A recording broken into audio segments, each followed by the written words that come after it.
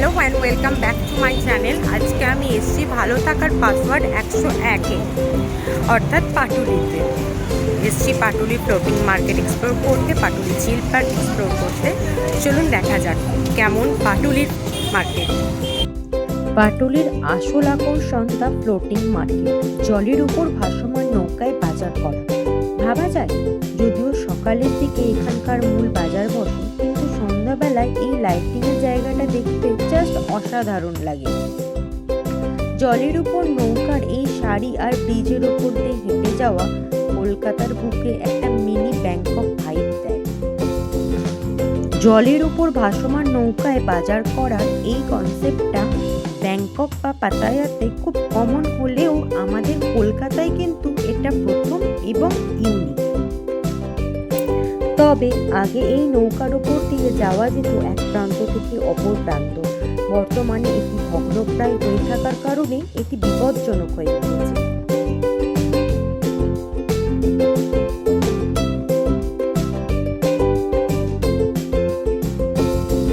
Floating মার্কেটের শান্ত পরিবেশ আর পাটুলির এই বিশ্ববিখ্যাত জায়গা হওয়ার জন্য এটি যেন একটি আলাদাই গ্লোবাল আইডেন্টিটি তৈরি করে নিয়েছে।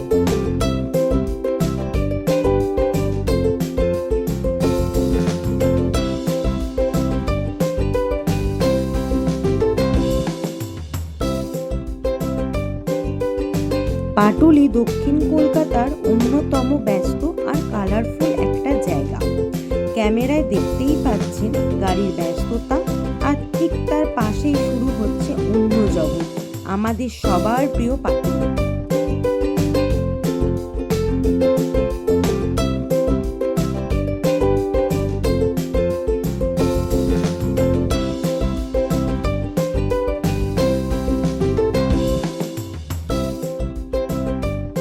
পার্কে ঢুকলেই মনটা ভালো হয়ে যায়। বিকেল গড়াতেই এখানে মানুষের আনাগোনা শুরু হয়ে যায়।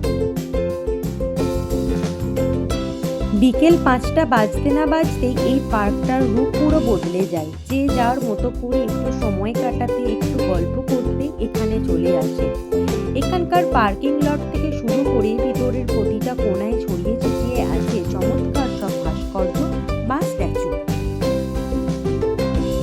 এখানের প্রতিটি স্ট্যাচুই কিন্তু কলকাতার কালচার আর আমাদের ডেইলি লাইফকে রিফ্লেক্ট করে। আমি যখনই এখানে আসি এই মূর্তিগুলোর নিখুঁত কাজ দেখে সত্যিই অবাক হয়ে যাই। প্রতিদিন হাজার হাজার মানুষ এখানে আসছে, সেলফি তুলছে, ব্যাকগ্রাউন্ডে এই আর্টগুলোকে রেখে মেমোরি বানাচ্ছে। সত্যি আমাদের শহরটা শিল্পের দিক থেকে কতটা রিচ, এটা এখানে এলে বোঝা যায়।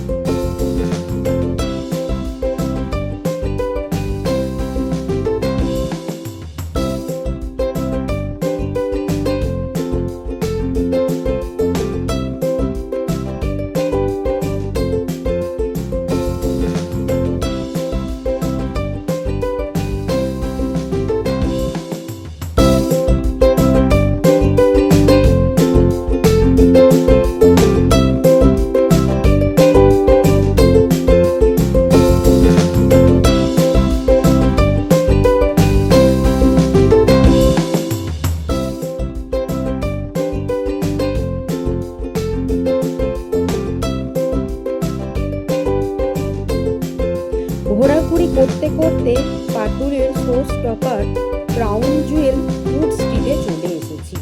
ভিড়টা একবার দেখুন, 8 থেকে 80 সবাই লাইনে। আর আমি হাঁটতে হাঁটতে চলে গিয়েছি টক জলিজ ইমোশন। ওখানে গিয়ে আমি অর্ডার করেছিলাম ওদের স্পেশাল